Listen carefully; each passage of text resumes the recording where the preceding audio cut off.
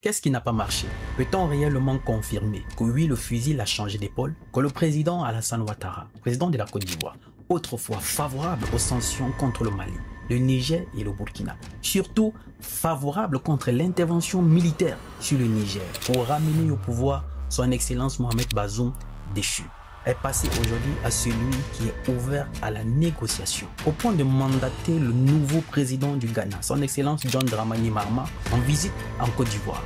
Il lui a demandé de convaincre les présidents de l'Alliance des États du Sahel, le Mali, le Burkina et le Niger, à revenir au sein de la CEDEAO. Qu'est-ce qui n'a pas marché? Est-ce que c'est parce que ces trois États, de façon radicale, ont claqué la porte est parti et que cela aujourd'hui est en train de fragiliser la CEDEAO, que le président Alassane Ouattara a changé de langage et aujourd'hui ouvert à la négociation afin que ces gens puissent revenir? Mais qu'est-ce qui se cache derrière ce retour insistant du président de la Côte d'Ivoire? Mais avant, écoutons cet extrait dans lequel il demande au nouveau président du Ghana de réussir à convaincre ces trois présidents. Mais par la suite, on va rappeler au président Alassane Ouattara ses positions, mais surtout les propos qu'il tenait hier contre ces trois États dont il demande aujourd'hui de revenir au sein de la CEDEAO. Comment peut-on, en très peu de temps aussi, changer de langage, même si c'est en politique? Écoutons. Aux affaires depuis le 7 janvier seulement, John Dramani Mahama est un homme neuf et veut en faire un atout. Je vais me proposer de servir de pont entre la CEDEAO et les trois pays et de voir comment nous pouvons travailler avec eux pour qu'ils restent non seulement dans notre sous-région, mais qu'ils effectuent aussi la transition vers une démocratie constitutionnelle. Le Niger, le Mali et le Burkina Faso sont dirigés par des régimes parvenus au pouvoir à la suite de coups d'État. Après des mois de disputes avec l'organisation régionale, en particulier sur un hypothétique retour à un régime démocratique, ils ont officiellement quitté cette alliance fin janvier. Les trois pays en ont fait un moment de libération, mais le coup fut dur pour la CEDEAO. Les dirigeants de la région n'ont pas renoncé à les voir revenir un jour. Nous vous faisons confiance, Monsieur le Président, pour que, à l'occasion de vos entretiens avec ces pays frères, vous puissiez les convaincre de rester dans la CEDEAO, car il y va de l'avenir des peuples. Il y va de l'avenir des peuples. Mais de quel peuple parle-t-on? De qui se moque-t-on en réalité? Vous savez, en écoutant ça, on a comme impression que ces papas ont parfois des pertes de mémoire. Loin de moi l'intention de manquer de respect à qui que ce soit, parce que pour ceux qui me suivent, ce n'est pas ma philosophie, ce n'est pas mon éducation. Mais on ne peut que rappeler les faits qui ont existé. Le président Alassane Ouattara ici, on connaît sa détermination, son engagement, coûte que coûte, autrefois, à infliger les sanctions au Mali, au Burkina et au Niger. Ces pays étaient quasiment sous embargo. Rien ne pouvait entrer dans ces pays-là, y compris les produits de première nécessité. Pour ne pas dire les médicaments. En ce moment, il pensait au peuple. Parce que dans son allocution en ce moment, il dit parce que c'est dans l'intérêt du peuple. Mais de qui se moque-t-on? Quand le Nigeria coupait le courant au Niger, sachant qu'il y avait des hôpitaux qui devaient fonctionner sans électricité, c'était vouloir l'intérêt du peuple? Non, ce n'était pas vouloir l'intérêt du peuple, Monsieur le Président. À un certain moment, ce double jeu, ce double langage, il faut bien que ça s'arrête. Le monde évolue, les choses avec. Le petit Africain d'hier est devenu grand. Aujourd'hui, a une capacité de penser, de réfléchir, de faire une certaine analyse et de pouvoir tirer ce qui est bien pour lui. Ou encore en déceler l'incohérence. Et c'est justement cette incohérence aujourd'hui qui ne fait que s'enchaîner. C'est qui n'est pas loin de ce que les Occidentaux sont davantage en train de faire en Afrique. Mais sinon, comment pouvons-nous être aussi incohérents ou changeants en si peu de temps? Pour rappeler les choses dans leur contexte, quand ces trois présidents du Mali, le Niger et le Burkina Faso ont décidé de prendre leur destin en main, en évinçant surtout celui qui était l'instigateur, qui est la France, on connaît comment la CEDEAO a réagi face à ces pays-là. Autrefois, rappelons que la CEDEAO, qui a été créée en 1975, surtout pas des militaires en plus, arrivés au pouvoir, pas des putsch militaires, il faut bien préciser, était au départ économique. La CEDEAO fut créée économiquement, dans le domaine économique. Voilà pourquoi on parle de la communauté économique des États de l'Afrique de l'Ouest. Mais ils ont politisé la chose pour s'en servir afin d'infliger des sanctions qui n'existent même pas dans les textes de la CEDEAO à ces trois États-là. Mais justement, ils ont décidé de prendre leur destin en main en claquant la porte. Parce que c'est une incroyable leçon de vie que ces trois États nous ont appris. À partir du moment où vous vivez dans un endroit, vous vivez avec quelqu'un. Vous êtes dans une situation où on vous oppresse, on vous fait souffrir, on vous humilie au quotidien. Il arrive un moment où il faut arrêter de négocier. Il faut arrêter de supplier. Il faut arrêter de croire que votre vie dépend de ces personnes qui sont en face. Et c'est justement ce qu'a pensé la CEDEAO. Parce qu'il faut rappeler, il y a juste quelques présidents qui étaient vraiment engagés. Le président de la Côte d'Ivoire, le président du Nigeria, le président du Bénin et le président, l'ex-président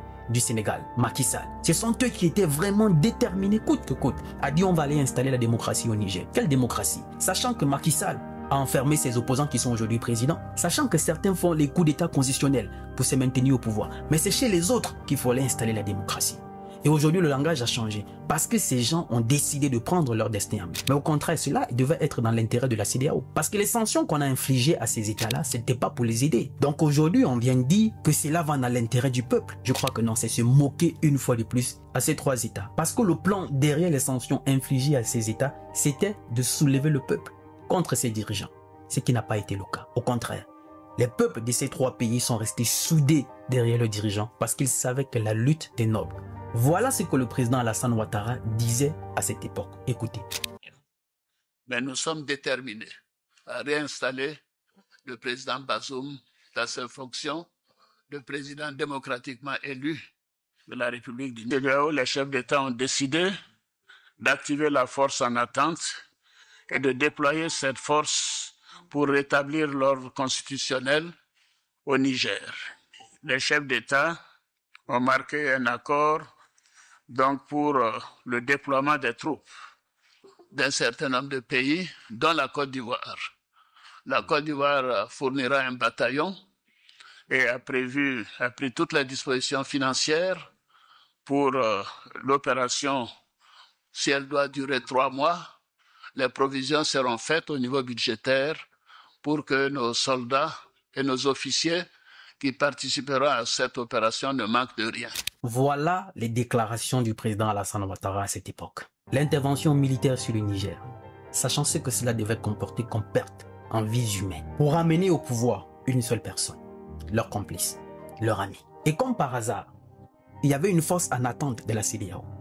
Mais ça fait déjà plus de 12 ans que ces trois pays, les États du Sahel, sont face aux terroristes qui tuent leur peuple, incendient les villages.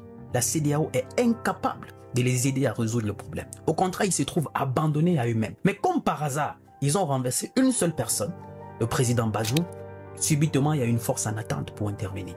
À croire que la vie de Bazoum était plus importante que la vie des centaines de milliers de ces personnes qui ont été tuées par des terroristes. Et aujourd'hui que ces gens ont décidé de partir, ils veulent les faire revenir. Mais qu'est-ce qui se cache derrière ces négociations qui ne cessent?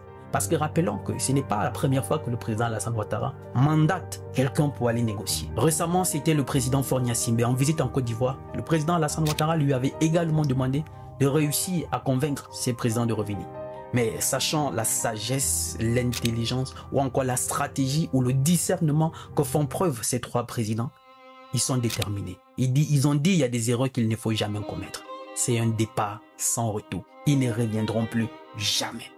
Ils ont compris que la CEDEAO n'est qu'un instrument à la solde des puissances occidentales dont ils s'en servent pour dégommer qui ils veulent. Sinon, le président Alassane Ouattara avait reçu le colonel Damiba. Pourtant, c'était un coup d'État qu'il avait fait, renverser un président élu. Mais il a recueilli Abidjan en disant « Bienvenue, monsieur le président, nous sommes contents de vous avoir ». Mais quand c'était les autres, non, il fallait plus entendre. On ne veut pas de coup d'État, on ne veut pas de putschistes. Même si nous sommes tous unanimes, nous sommes contre les coups d'État, ça c'est sûr. Mais ce n'est pas ceux qui s'érigent aujourd'hui en donneurs de leçons, en démocrates, mais autrefois hier, c'est des gens qui applaudissaient les coups d'État.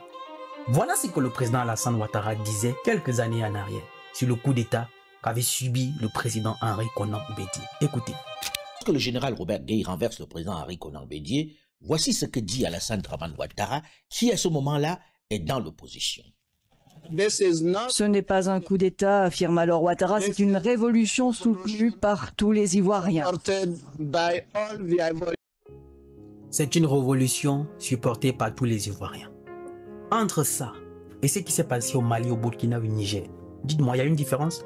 Au contraire, la différence est que ce coup d'État passé au Mali, au Burkina, au Niger ont plus été soutenus par les peuples.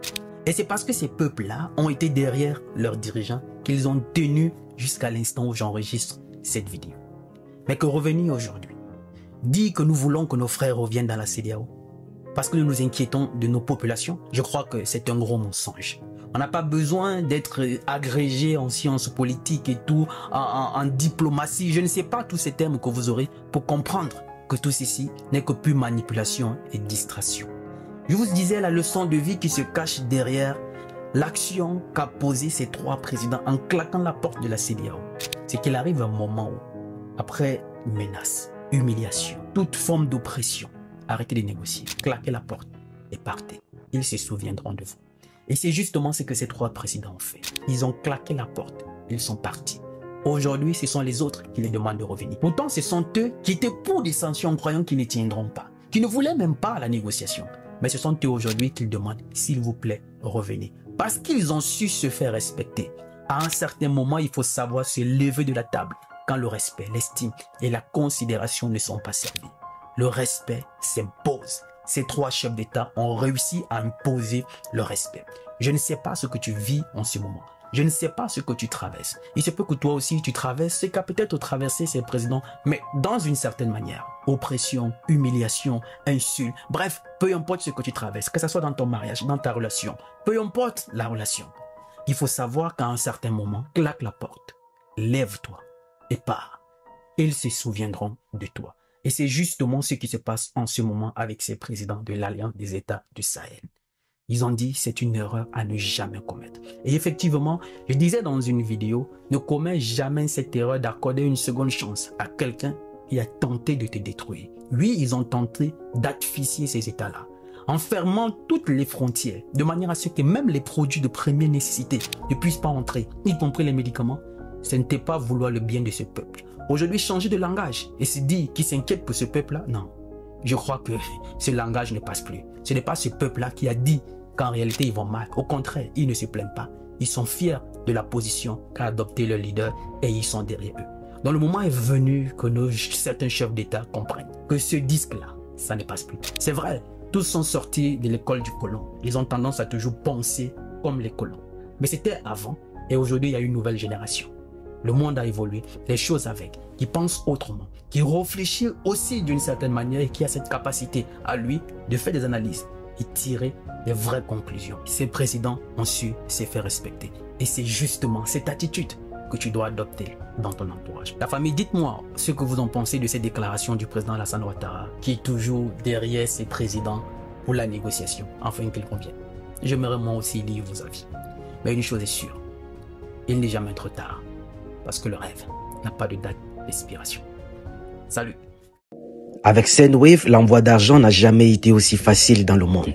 En plus, sans frais pour les deux Congos, le Cameroun et Madagascar. Téléchargez tout simplement l'application, renseignez vos coordonnées, choisissez le pays dans lequel vous résidez, remplissez le numéro de téléphone, vous allez recevoir un code que vous allez valider.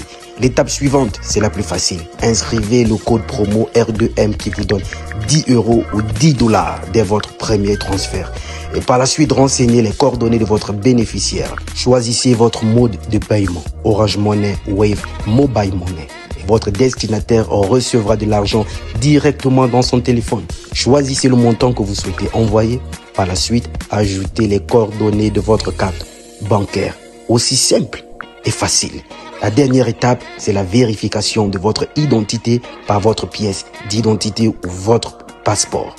Une fois c'est fait, vous n'avez plus qu'à confirmer la transaction et votre destinataire recevra en un seul clic l'argent dans son téléphone. Je rappelle, sans frais. Avec Sendwave, l'envoi d'argent n'a jamais été aussi facile dans le monde. Rapide, sécurisé et moins cher. Utilise le code promo R2M et reçois 10 €.